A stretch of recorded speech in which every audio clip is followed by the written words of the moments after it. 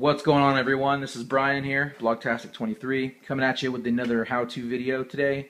Today we're going to make beef jerky. That's right. I love beef jerky.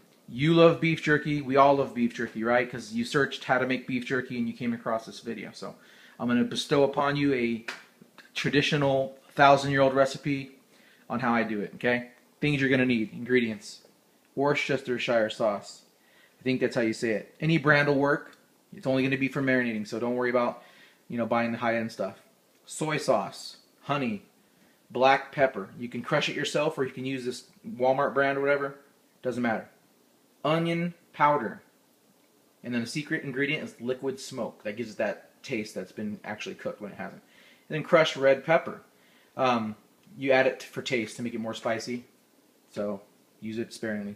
Tools you're going to need: mixing bowl, a 1/3 cup, 1 tablespoon and 1 teaspoon, and then a big Ziploc bag, and obviously a dehydrator.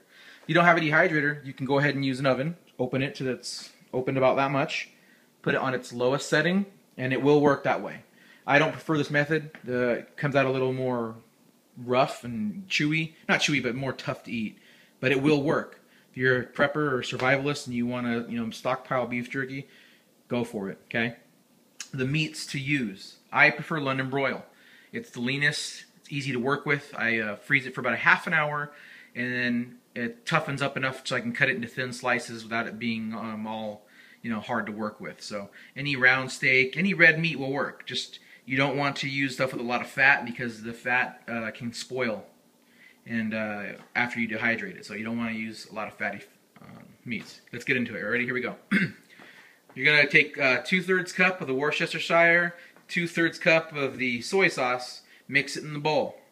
You're going to add a 1 tablespoon of honey and 2 teaspoons of pepper, 2 teaspoons of onion powder, 1 teaspoon of liquid smoke, and then red pepper. I add a handful. I like mine spicy. I like it with a little bite to it. Plus, that way the kids don't want to eat it. So you can add it for taste. The recipe I got called for 1 tablespoon, but to me that's not enough. I add a lot.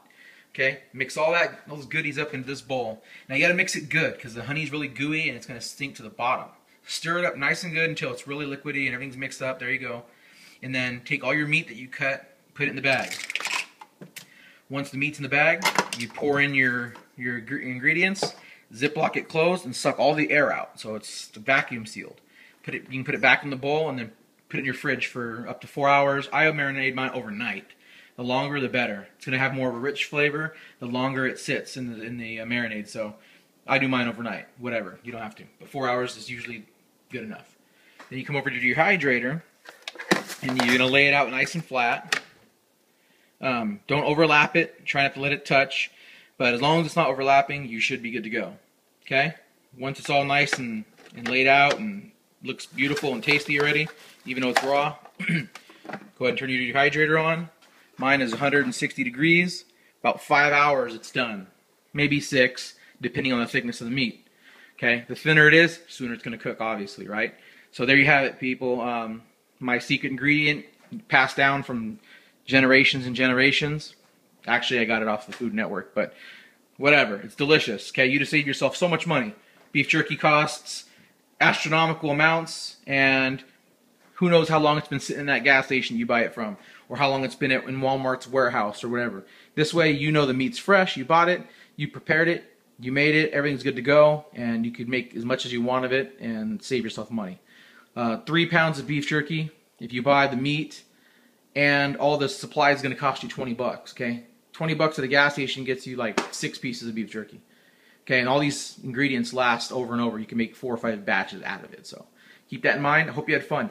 Any questions, comments, or concerns, leave them below in the comment section, and thanks for watching.